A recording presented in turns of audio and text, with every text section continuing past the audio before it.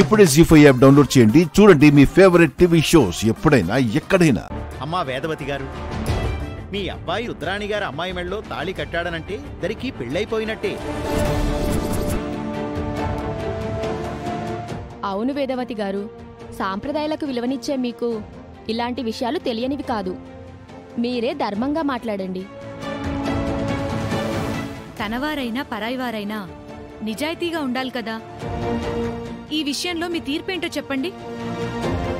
ఏముంది, రుద్రాని కూతుర్ని వేదవతి గారి కోడలుగా ఇంటికి తీసుకొని వెళ్లాల్సిందే. అంతే కదా మరి. ఎప్పుడో జరగాల్సిన పెళ్లి ఈ వయసులోనే జరిగిపోయింది. రుద్రాణి గారు అప్పగింతలు ఇవ్వాల్సిందే. అలా ఎలా కుదురుతుంది? నా ఇంటికి కాబోయే కోడలికి కొన్ని అర్హతలుండాలి. నాలాంటి జాతకం కలిగి ఉండాలి. నీ కూతురి జాతకం గురించి చెప్పు. నా కూతురిది సింహరాశి, ఆశ్లేష నక్షత్రం, 4వ పాదం, ఆదివారం నాడు మాఘమాసంలో పుట్టింది.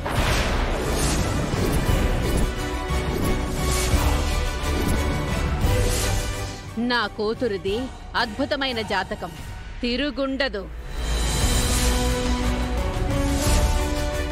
నా కూతురు ఏ ఇంట్లో అడుగు పెడితే ఆ ఇంటికి మంచి జరుగుతుంది, కలిసొస్తుంది. కానీ మాకు కావలసిన జాతకం అది కాదు. భరణి నక్షత్రం, మేషరాశి, 4వ పాదం, కార్తీక మాసం, శుక్రవారం నాడు జన్మించిన అమ్మాయే నా ఇంటి కోడలిగా రావాలి.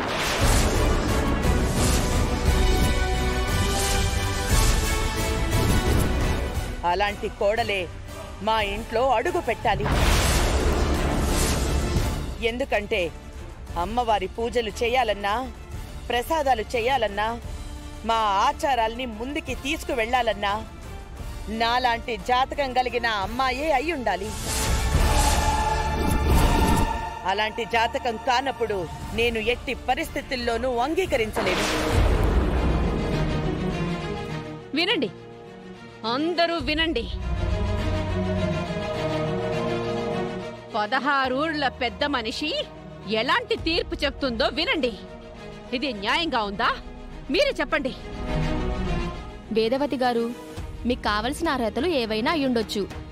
అలా అని ఈ సమయంలో మీరిలా మాట్లాడడం పద్ధతి కాదు. నాలాంటి జాతకం కలిగిన అమ్మాయి నా ఇంటి కోడలిగా రాకపోతే అక్కడ 10 ఊళ్ళు అన్యాయమైపోతాయండి. చిన్న కొడుకుకు రాకపోతే మీకు పెద్ద కొడుకు ఉన్నాడు కదా, ఆ అబ్బాయికి ట్రై చేసుకోండి. రుద్రాణి గారు చెప్పింది న్యాయంగానే ఉంది. అసలు నువ్వు ఎందుకు అలా చేసావురా? బుద్ధుందా నీకు? ఇది ఏమన్నా చిన్న విషయం అనుకున్నావా? మీరు ఆడుకునే ఆటలు అనుకున్నావా? నాన్నా, తెలియక కట్టావా? ఇష్టంతోనే కట్టావా శ్రీకర్? ఈవిడే బలవంతంగా కట్టించింది. జీ5 యాప్ డౌన్లోడ్ చేసి అన్ని ఎపిసోడ్స్ పూర్తి ఉచితంగా చూడండి.